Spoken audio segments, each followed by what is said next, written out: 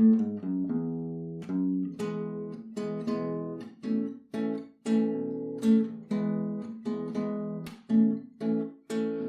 me iludo, tudo permanecerá do jeito que tem sido, transcorrendo, transformando, tempo, espaço, navegando todos os sentidos, pães de açúcar, corcovados,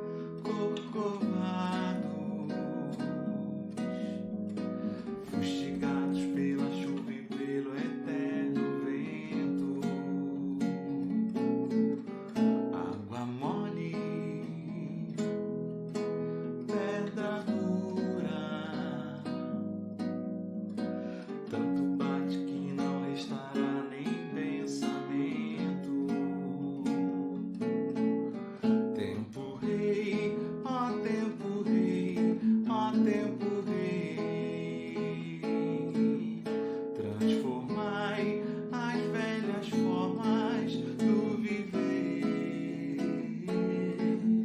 ensinai, ó Pai, o que eu ainda não sei,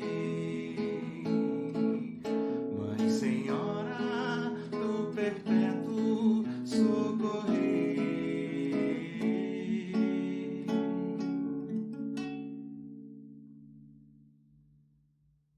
Olá, sou Fabiano Madaleno e estou aqui para falar de geografia a partir dessa música do Gilberto Gil, chamada Tempo Rei. Quer saber o que tem a ver essa música com a geografia? Espera aí que eu já te conto.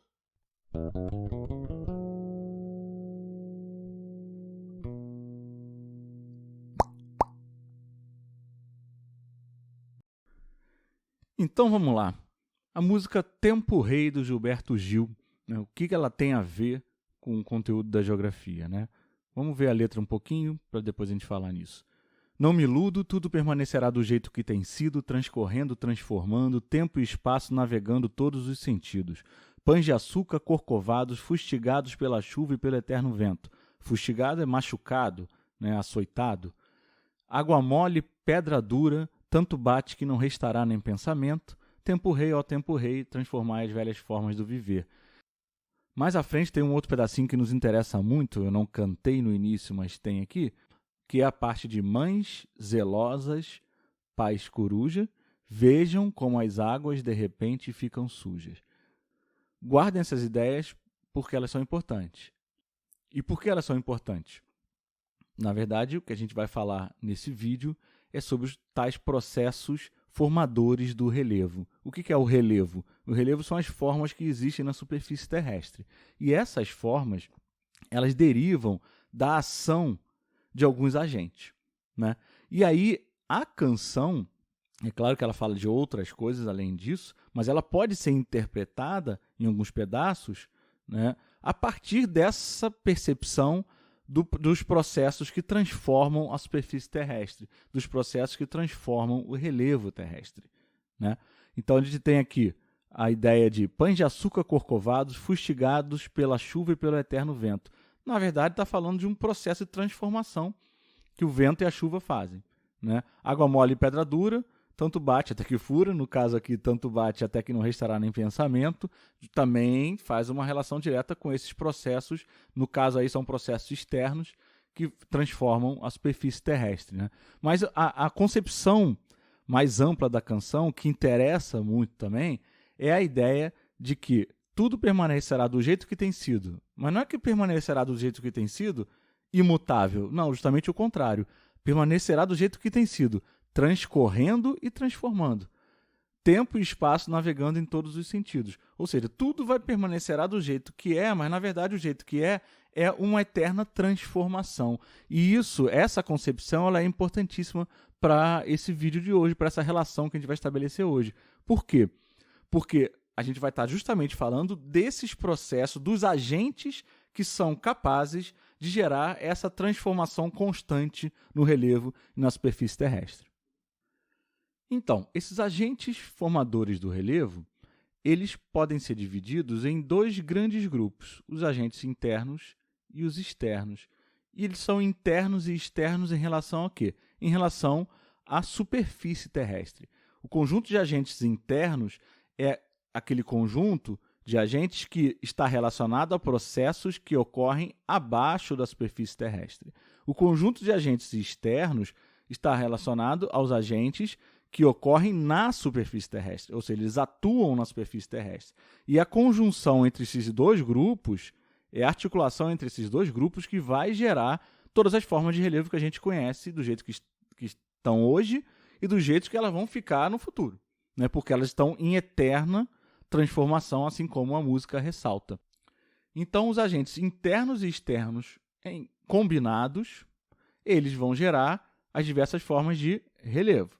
Que, na verdade, o relevo é o quê? São as formas que estão na superfície terrestre, né? O relevo é como se fosse a silhueta da Terra, né? E esse conjunto, então, de agentes formadores do relevo, a gente começa a analisar pelo que a gente chama de tectonismo. O que é o tectonismo? Tectonismo são os processos relacionados aos movimentos das placas tectônicas.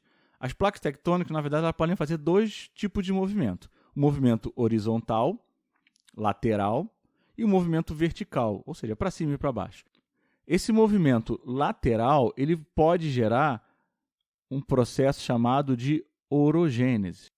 E o que é essa orogênese? A orogênese é a pressão horizontal ou lateral que uma placa exerce sobre a outra. As placas, ao se movimentarem lateralmente, por estarem uma encostada na outra, né, elas vão gerar pressão de uma sobre a outra, né? Uma pressão lateral, uma placa aqui e a outra aqui. Essa pressão lateral vai gerar consequências na superfície. A superfície aqui, no caso, está marcada como eu estou marcando de vermelho aqui. Ela está uma superfície no fundo do mar côncava, né? No segundo momento, aqui é o primeiro momento. O segundo momento, você já vê que uma placa, ao empurrar a outra, já está começando a gerar umas dobrinhas aqui na placa que está por cima. E no terceiro momento, já tem até uma pontinha para fora. Tudo que estava aqui para baixo já gerou uma pontinha para fora da água, nesse caso. Só que por quê? Porque uma placa empurrou a outra lateralmente, né? E isso vai dobrar. É o mesmo processo de pegar uma régua, por exemplo, e pressionando ela nas duas pontas. Nesse caso, é um lado só, mas quando você vai pressionando essa régua lateralmente, ela vai tendendo a dobrar. E ao dobrar, ela pode originar uma dobra, literalmente, ou seja, ela ficar dobrada, formando um morrinho, ou pode gerar uma falha, né? Pegando o exemplo da régua. Se eu dobrar a régua for mais dura, eu dobrando ela vai chegar uma hora que ela vai rachar, ela vai quebrar. E isso é o que a gente chama de falha quando ocorre na rocha. Esse processo de orogênese é um processo geologicamente rápido, ou seja, ele demora alguns milhares de anos. Na geologia, o que é rápido não é a mesma coisa que no tempo de vida do ser humano. Lembrando que a Terra tem cerca de 4 bilhões e meio de anos, então, geologicamente rápido significa que demora alguns milhares de anos, né? E uma outra coisa importante é que esse processo ele gera deformação, ou seja, uma rocha, um material geológico que estava aqui, que tinha uma cara, né, estava de um jeito, ele vai ser dobrado, ele vai mudar o seu estado, né? Ao ser dobrado, a gente fala que esse material sofreu perturbação geológica. Ao sofrer perturbação geológica, ele até pode mudar o tipo de rocha que tem ali, né? É assim que se formam as rochas, por exemplo, metamórficas, né? As rochas, aqui no caso do exemplo aqui, tem rochas sedimentares no fundo do mar. Ao serem dobradas, podem se transformar em rochas metamórficas, que sofreram um processo de metamorfismo. Aqui procurei no YouTube algum videozinho que mostrasse esse processo, só para uma visualização mais certeira, né? Então a gente tem, ó, não sei se dá para perceber, né? Mas uma placa empurrando a outra, olha, e ao empurrar, vai gerar a dobra da parte de cima ali. É assim que se formam as grandes cadeias de montanha. O outro processo de tectonismo é chamado de epirogênese. A epirogênese ela tem o efeito de uma pressão vertical sobre a placa tectônica. Ou seja, o magma, na verdade, pressiona a placa verticalmente. E por que isso ocorre? Isso tem a ver com um processo chamado isostasia. A isostasia, também chamada de equilíbrio isostático, nada mais é do que o equilíbrio de partes da crosta terrestre, que são chamadas de placa tectônica, sobre o manto. O que é o manto? O manto é aquele substrato magmático, aquele magma que está abaixo da superfície terrestre. A gente vê esse magma quando ele vem pelos vulcões e chega à superfície, aí ele leva o nome de lava. Mas o magma, ao estar ali, ele é a base sobre a qual está apoiada toda a crosta terrestre e todas as placas tectônicas. Estando equilibradas sobre ele, na verdade, parte desses pedaços de placa, ele está embebido nesse material magmático, que é um material liquefeito. É a mesma ideia de eu ter o gelo boiando na água, né? O gelo, ao boiar na água, ele tem um pedaço dele que está submerso na água. Ele não deixa de ser gelo, está ali, mas ele está submerso. E aí, quando eu mudo o peso dessas placas, desses pedaços de placa, esse pedaço de placa vai tender a afundar ou a subir para se reequilibrar nesse substrato que é mais liquefeito. Mesma ideia do gelo. Se eu pegar o gelo e aumentar o peso dos bloquinhos de gelo que estão no meu copo, e aumentar o peso sobre eles, vai afundar aquele pedacinho de gelo. Se eu diminuir o peso deles, esse pedaço de gelo vai tender a subir. E esse movimento de subida ou descida de um pedaço de placa, né, a gente chama de epirogênese. Então, a epirogênese é o resultado da busca pelo equilíbrio que a placa vai fazer, né? E essa busca pelo equilíbrio, ela se dá em função do fato de ela estar equilibrada, ela está boiando, entre aspas, sobre um substrato magmático, que é um material liquefeito, né? E aí, quando eu tenho esse corpo mais sólido equilibrado sobre um corpo mais liquefeito, isso vai fazer com a mudança de peso, vai fazer com que ele vá tender a subir ou descer, né? Então, pressão vertical exercida pelo magma como resposta ao alívio de carga ou aumento de peso. O que é alívio de carga? Ficar mais leve. Ou aumento de peso, que gera o movimento no sentido vertical, ascendente ou descendente. E aqui importante, sem perturbar geologicamente a estrutura dos blocos. Diferente da orogênese, como a gente falou, nesse caso não há formação de uma rocha metamórfica. Não, você tem apenas um bloco subindo em relação ao outro. Muda relevo, mas não muda a estrutura geológica, né? É um processo lento que não gera deformações na crosta, né? Ou seja, se ele é lento geologicamente, você bota aí milhões de anos para ele ocorrer, para sentir uma mudança significativa. E onde está ocorrendo isso nesse momento, né? O exemplo que é sempre usado é o dos fiordes na Escandinávia. Então, os fiordes compõem essa área aqui, ó, tá mais laranja, que eu estou marcando de vermelho, no norte da Europa, lá na Noruega, que são áreas de entrada, são braços de mar que entram no continente, né? Até parecem rios, dependendo de onde você está olhando, se a pessoa está olhando dali. Uma imagem do local para ilustrar parece um braço de rio aqui, né? E você tem a água do mar entrando numa área de vale, né? O que está acontecendo aqui? Na verdade, nesse momento, essa área aqui está subindo e eles percebem isso pela mudança do nível do mar aqui ao longo de décadas e décadas, né? Ao analisar onde estava o nível do mar nessa área aqui, ele está agora aqui, mas no passado eles viram marcas de que ele estava há alguns anos em outra posição. O nível do mar, na verdade, estava mais para cima. Não que o mar tenha regredido sozinho. Na verdade, é esse pedaço de crosta que está subindo e esse nível do mar está descendo, né? E o efeito disso é fazer com que essa área aí ela fique mais alta em relação a outras áreas que não estão sofrendo esse processo. E por que essa área está sofrendo esse processo de soerguimento? Na verdade, é um efeito de ter tido uma glaciação no passado que cobriu tudo isso aqui de gelo, aí gerou gelo aqui, ó, no segundo quadro, só que depois veio o período de degelo, e hoje em dia não tem gelo eterno ali.